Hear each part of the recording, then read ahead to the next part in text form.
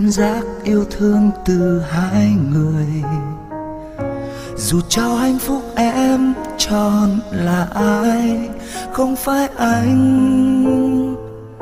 Chỉ cần em nói em buồn, anh sẽ đến bên em để nghe tâm sự của em. Dù cho con tim này vỡ nát.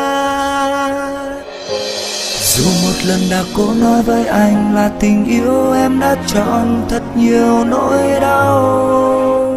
Rằng lòng mình chỉ biết nói với em lời quan tâm của một người bạn thân.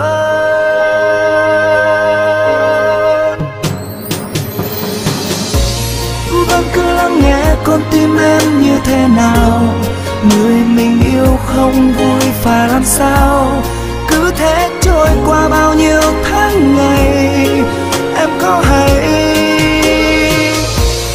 đối với anh khi đưa ra hai con đường, bỏ mặc em hay anh sẽ bên em. Dẫu có thêm bao nhiêu nỗi buồn hay nỗi đau, anh sẽ bên em.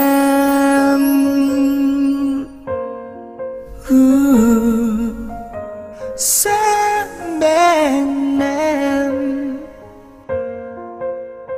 người yêu anh.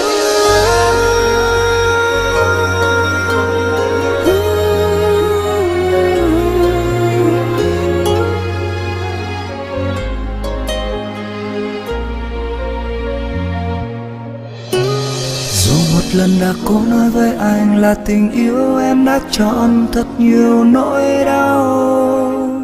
Rằng lòng mình chỉ biết nói với em lời quan tâm của một người bạn thân.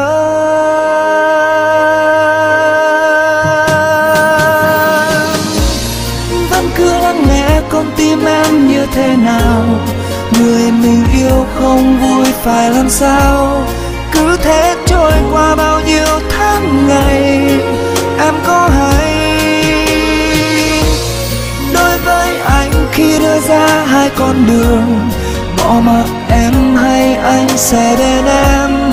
Dẫu có thêm bao nhiêu nỗi buồn hay nỗi đau, anh cũng đã biết được nhiều điều khi yêu người ta thường hy sinh tất cả cho người mình yêu. Anh không thể không quan tâm